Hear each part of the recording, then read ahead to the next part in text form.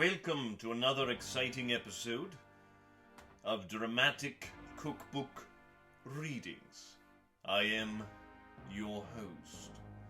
Join me as we navigate through the exciting world of cookbooks. Now, on today's episode, we'll be reading a section from Dramatic Cookbooks Cookbook, which is written by yours truly. It's sure to be very interesting, I assure you.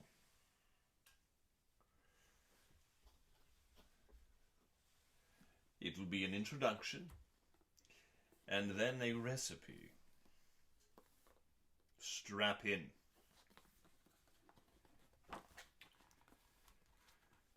Introduction. The inspiration to write this cookbook came from a deep inner desire to share my knowledge and fascination about cooking techniques with the world. I have always approached things from a sort of different way, and these recipes, buried within anecdotes and fun tidbits, are sure to highlight how different that way is. I can think back on my summers roaming through Tuscany, or winters shacked up in a ski lodge outside Oslo, or even yet a brisk autumn day roaming New England college towns. What did these experiences teach me about cooking? Well, that is for you, not me, for you to discover. If you expect my recipes to feel like a college essay, scattered with footnotes, referenced page numbers to other recipes, that even reference page numbers to other recipes to get the full recipe, rest assured, your expectations shall be met. Food, after all, is about the experience. And the longer I can keep you preoccupied trying to find what you need to make the meal, well, just think of me as the experience prolonger.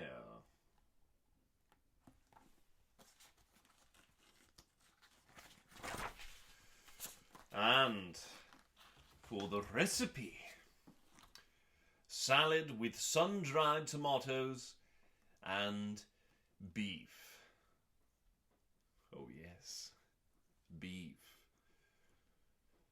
Have you ever sat down for a picnic in the French countryside and thought, while rummaging through the carefully curated bottles of hand-picked wine straight from the neighboring vineyard, and selection upon selection of fresh baked bread and aged cheeses, and thought, why not have a salad with some beef? This recipe is for you. This is what you'll need. 5/8 cup salt. 2 15-teaspoon canned tomatoes.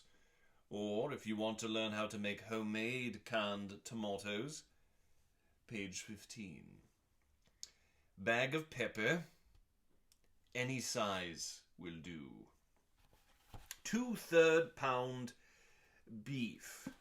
This beef should be cooked ahead of time, and by that I mean 2 days ago. Ziploc bag full of chicken stock, any size will do. Recipe for homemade, page 68. Pieces of loose train tracks. Explanation later. How to find the right train tracks, page 42 and 45. 2 rabbits. No, you won't be cooking these. They will be watching you, more than likely judging your techniques. I find my rabbits from the local forest. 1 small orchestra. You should not be familiar with any of the musicians, or else it may get awkward. Almost forgot. Salad and sun-dried tomatoes. Step 1. Pay members of the orchestra an agreed-upon fee, then ask them to set up while you do the other steps. If you go slow, they may have their music stands, instruments tuned, all in time before you finish cooking. Number 2. In a very large mixing bowl, place both rabbits.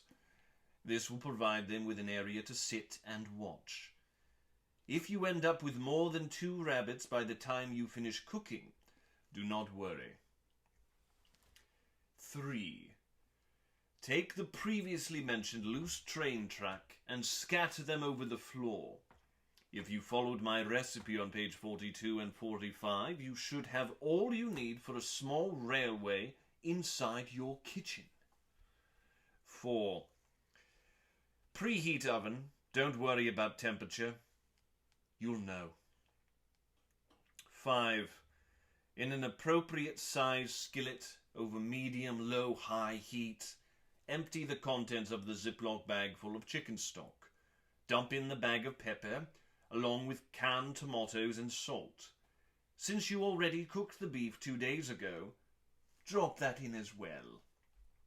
6. If the orchestra hasn't finished setting up by now, the reality is you may not have the opportunity to listen to live music while you cook. And lastly, 7. From your garden, rip out some green leafy looking things and throw them into a bowl. Find some store-bought sun-dried tomatoes and your favorite store-bought dressing.